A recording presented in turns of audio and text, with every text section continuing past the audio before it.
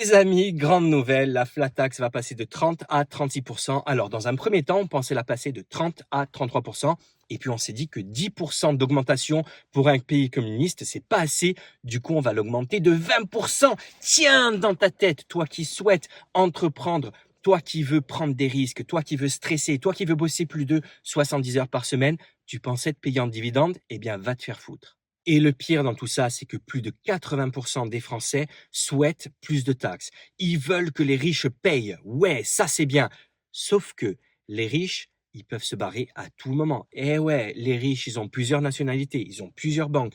Ils peuvent prendre leur société et la mettre dans d'autres pays. C'est très facile. Et à la fin, qu'est-ce qui va rester en France? Eh bien, il va rester la dette qui va continuer de grossir parce que nos dirigeants la nourrissent chaque jour comme un Pokémon. Et il va rester toi. Et devine qui c'est qui va payer au final? En fait, ce qui me fait beaucoup de peine, c'est que beaucoup croient que tous leurs problèmes seront réglés le jour où on taxera encore plus les riches. Sauf que les riches payent déjà des taxes. Alors certes, ils font de l'optimisation fiscale, mais ce n'est pas hors la loi. Ce n'est pas de leur faute. Ils utilisent le système qui est mis en place par l'État. Donc qui est responsable? Les riches ou l'État? Ensuite, les riches, qu'est-ce qu'ils possèdent? Eh bien, ils possèdent des entreprises et ils ont besoin d'employés, donc ils créent du travail. Le groupe LVMH, par exemple, a beaucoup d'employés en France. Et d'ailleurs, ces employés sont très contents de bosser pour LVMH, pour le méchant Bernard Arnault. Beaucoup de nos entreprises françaises, telles que LVMH, comme je viens de la citer, font aussi rayonner la France. Il y a des gens, des étrangers qui rêvent de produits français et qui rêvent de visiter Paris et la France en général pour non seulement acheter des produits français ici en France, mais aussi parce que la France les fait rêver. Et la France fait rêver, entre autres, grâce à certains de ses produits, comme des marques de champagne, des habits, des sacs à main, d'entreprises que possède le méchant Bernard Arnault. Il y a des gens en France qui voient les riches que comme des passifs, c'est-à-dire des gens qui ne coûtent qu'à l'État, qu'aux Français et qui n'apportent strictement rien. Non seulement on déteste les riches en France, mais on souhaiterait même les arrêter à la frontière. Et croyez-moi, je suis sûr que certains rêveraient d'encore plus de châtiments infligés aux riches. Et le but de mon propos, c'est pas de défendre les riches. Je m'en fous des riches. Le but de mon propos, c'est de vous faire comprendre, vous qui détestez les riches, vous qui détestez les gens qui entreprenaient, taper sur ces gens ne réglera pas vos problèmes. Votre vie sera exactement la même, je vous assure. Cette flat tax qu'on veut passer de 30 à 36%, vous savez combien elle va faire gagner d'argent à l'État? 1 milliard. Vous connaissez le montant de la dette de l'État français? Il est de plus de 160 milliards. Ça ne réglera rien. Les gens qui ne vont pas bien, qui n'ont pas d'argent, qui ont des problèmes, croient que en taxant encore plus les riches, leur vie va s'améliorer. Non. Pour améliorer ta vie, il faut que tu te prennes en main. Croire que taxer les riches, taxer les entrepreneurs est la solution ultime pour améliorer sa vie est une erreur. Le seul moyen d'améliorer ta vie, c'est de te bouger. On peut toujours faire des choses en France aujourd'hui. Tu es la seule personne qui peut améliorer ta vie. Personne d'autre ne va venir t'aider. Que ce soit clair, tu peux encore entreprendre, même en France. Je sais que c'est dur. Tu peux, au pire, te barrer et entreprendre ailleurs.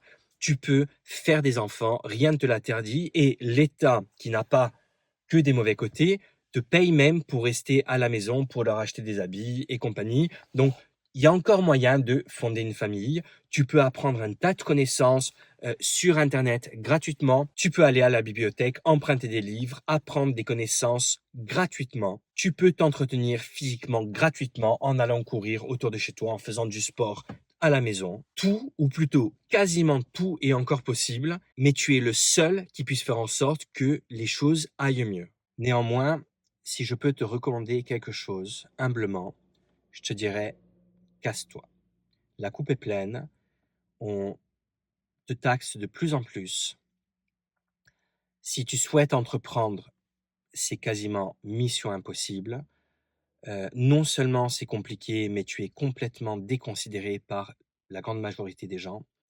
L'insécurité est, je suis désolé, grandissante. C'est un putain de fait. Alors, ne viens pas me gonfler dans les commentaires. C'est un fait, c'est comme ça. Pour vivre moi-même dans un autre pays, je vois la différence. Lorsque je suis en France et lorsque je suis dans cet autre pays européen, c'est tout simplement flagrant. Donc, ne me dis pas qu'il n'y a pas d'insécurité. En plus de tout ce qu'on paie en France, il y a une très grande insécurité.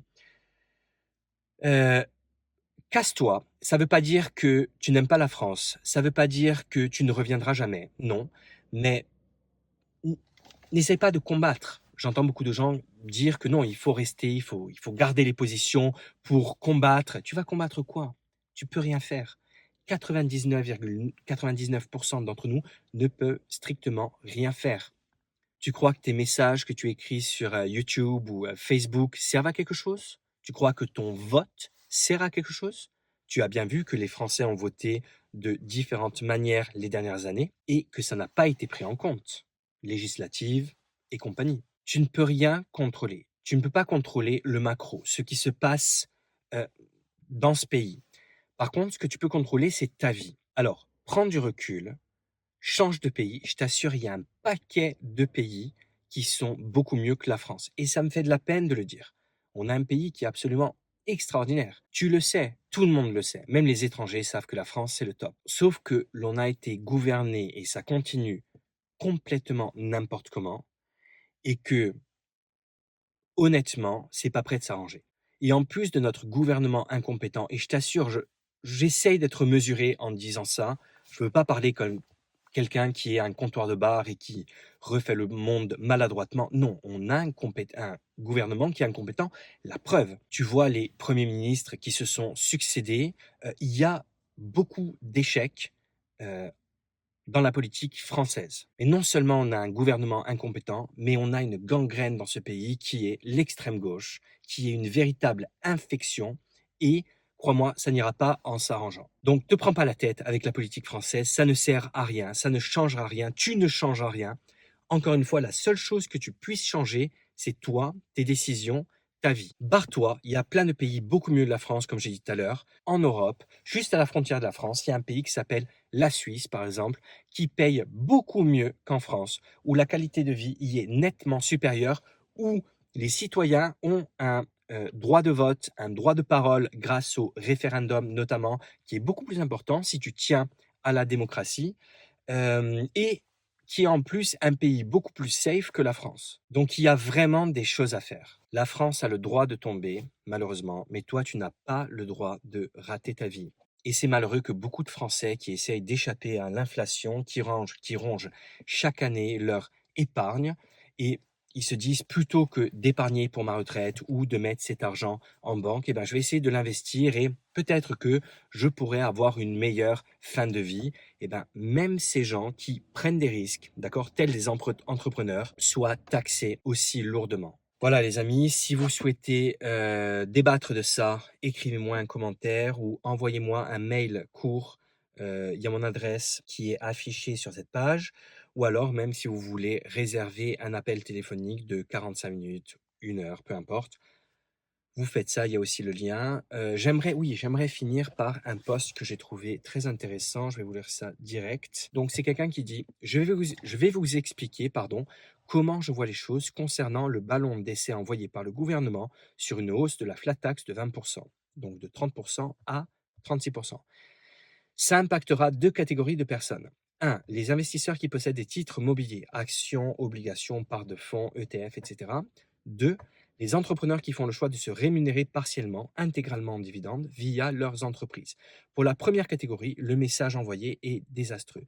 À une époque où l'avenir de notre système est plus qu'incertain, et alors même que bon nombre de jeunes essayent d'assurer leur vieux jour via l'investissement, le gouvernement viendrait très clairement leur mettre un bâton dans les roues avec cette mesure. Pour rappel, la France est déjà dans le top 5 européen des pays qui taxent le plus le capital. Avec cette mesure, elle se hisserait au second rang, juste derrière le Danemark. Pour la seconde catégorie, celle des entrepreneurs, l'imaginaire collectif a l'air de penser que cette nouvelle hausse de la fiscalité viendrait impacter les Bernard Arnault, Xavier Niel et compagnie. C'est totalement faux et c'est même tout le contraire. Elle impactera au contraire le commerçant, artisan, restaurateur du coin, qui a fait le choix de se rémunérer totalement ou partiellement via des dividendes. Après lui avoir pris 25% d'impôt sur les sociétés, l'État viendrait en plus lui prendre 36% à titre personnel, ce qui représente un taux effectif d'imposition de 52% avant que le dit entrepreneur reçoive l'argent sur son compte bancaire personnel. 48% pour lui, 52% pour l'État français. On arrive donc à un taux confiscatoire. Quelles seront les conséquences? Pour les mieux informés sur les mécanismes patrimoniaux, ils arrêteront totalement de se payer via des dividendes. Ils laisseront le cash au sein de leur holding et se serviront de ces dernières pour se faire ouvrir des lignes de crédit sans fiscalité. Ils laisseront le cash au sein de leur holding et se serviront de ces dernières pour se faire ouvrir des lignes de crédit sans fiscalité. Pour les entrepreneurs les plus modestes, non informés de tous ces mécanismes fiscaux et patrimoniaux, ils se contenteront de faire passer le plus de charges possible sur leur société, frôlant avec l'abus de biens sociaux et les actes anormaux de gestion. Dans les deux cas, le grand perdant ici, c'est l'État. Et tout ça pourquoi? Une mesure, ah ben tiens, ils disent ce que je vous ai dit tout à l'heure, une mesure qui est censée rapporter à peine 1 milliard d'euros.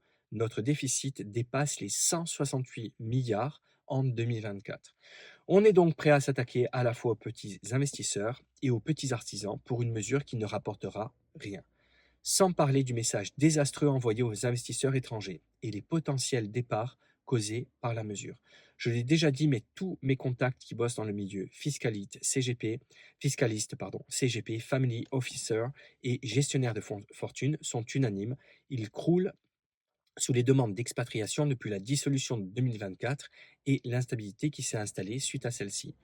Je le dis et le redis, cette mesure est désastreuse. La seule façon de sortir de l'impasse dans laquelle nous sommes est de baisser massivement les dépenses. Au point où nous en sommes, aucune hausse d'impôt ne sera bénéfique, aucune. Et aussi paradoxal que cela puisse paraître, je suis persuadé qu'une baisse de la flat tax rapporterait davantage de recettes fiscales que cette prétendue hausse. Voilà, c'était très intéressant. Et c'est sur ces beaux mots que je vais vous laisser. Attendez, la moindre des choses, c'est quand même de citer la personne. On va même montrer son profil ici. Je pense que vous voyez. Dividend King. Voilà. Voilà les amis. Donc ça va de mal en pis. Et quoi faire? Moi, je vous ai dit quoi faire. Je pense que se casser, malheureusement, c'est la seule chose à faire. Je ne sais pas. Dites-le moi en commentaire, pourquoi pas. Je vous embrasse et à bientôt.